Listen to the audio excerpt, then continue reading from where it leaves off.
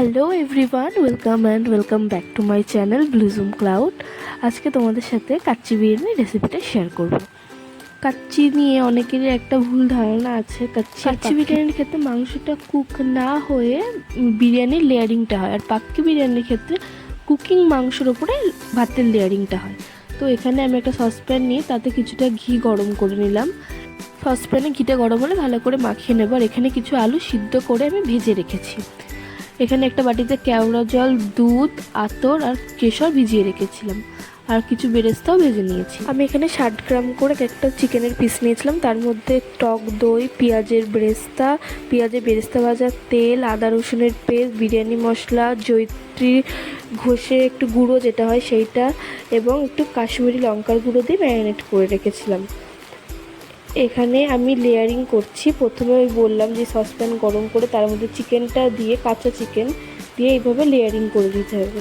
আর সাথে যেই ঝোল আর একটু তেল থাকবে, যেই মশলাটা লেগে থাকবে, সেটাও উপর সাইড থেকে ছড়িয়ে দিতে হবে। এরপরে যে আলুটা ভেজে রেখেছিলাম সেই আলুটা উপর থেকে দিয়ে দিলাম।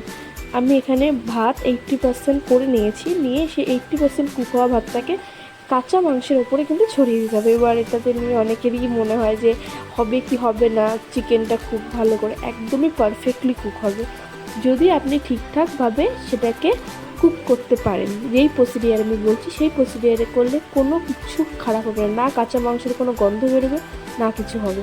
এখানে আমি ফার্স্ট লেয়ারিংয়ে বেরেস্তা এবং একটু কেশরগুলা জলটা দিয়ে দিলাম, কেশরগুলো দুধ দেন। তারপরে উপর দিয়ে আবার ভাতের লেয়ারটা দিয়ে দিয়েছি।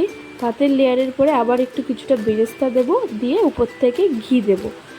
যেটা বলা হয়নি, এই বিরিয়ানির ক্ষেত্রে আপনারা কিন্তু মাংসটাকে মিনিমাম 6 থেকে 7 ঘন্টা ম্যারিনেট করে রাখবেন। এবার যদি কারোতে সময় বেশি থাকে তাহলে ওভারনাইট করলে তো আরও ভালো হবে। যত আপনি ম্যারিনেটটা বেশি টাইম করবেন তত টেস্টটা বেশি ইনহ্যান্স হবে। বিরিয়ানির সবথেকে মেন পার্ট হচ্ছে প্রথমে এটাকে সিলভার পেপার দিয়ে মুড়ে একটা ঢাকনি দিয়ে দেবেন, বা সিলভার পেপার না থাকলে সেই ক্ষেত্রে আপনারা আটা দিয়ে থালাটাকে সিল করে দেবেন। প্রথম 10 মিনিট লো ফ্লেমে ডিরেক্ট কুক করবেন, দেন বাকি টাইমটা মানে 40-45 মিনিট এরকম একটা তাওয়ার উপরে এটাকে রেখে তারপরে কুক করবেন। যদি আপনার ম্যারিনেশনের টাইমটা অনেক লং হয় সেই ক্ষেত্রে আপনার 40-45 মিনিটে জিনিসটা কুক হয়ে যাবে বিরিয়ানিটা। আর যদি শর্ট হয় মানে ওই দিন 4 ঘন্টা 5 ঘন্টা, সেই ক্ষেত্রে কুকিংটা একটু 50 মিনিট মতন করতে হবে। সেটা আপনারা বুঝে শুনে করবেন। মেন পার্ট কিন্তু এই ওভেনে দেওয়াটা, এই কুক করাটা। এটা যদি ওভার কুক হয়ে যায় তাহলে নিচে তলা লেগে যাওয়ার ভয় থাকে, সেই ক্ষেত্রে পোড়া গন্ধ বেরিয়ে যাবে। আর আমি যে স্টেপ বাই স্টেপ বিরিয়ানিটাকে লেয়ারিং করেছি ঠিক সেইভাবেই করবে। যদি ভাত কেউ নিচে দেয়, মাংস উপরে দেয়, সেই ক্ষেত্রে কিন্তু পুড়ে যাওয়ার অনেকটাই সম্ভাবনা থাকবে।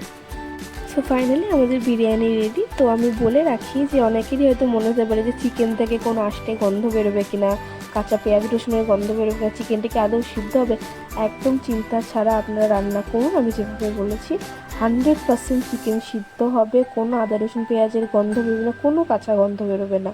আর এত দারুণ সিদ্ধ হবে যে আপনি বিরিয়ানি যদি একবার খান তো বারবার মনে হবে যে কাচ্চিই বানায়। এত সহজ প্রসিডিওর, কোনো ঝামেলা ছাড়া একদম ইজি, বসিয়ে দিলেই। অবশ্যই বাড়িতে একবার ট্রাই করে দেখুন, আমি শিওর আপনাদেরও খুব ভালো লাগবে। ভিডিওটি ভালো লাগলে অবশ্যই এটা লাইক করে দেবেন, আমার চ্যানেলটাকে সাবস্ক্রাইব করে দেবেন। Thank you for watching.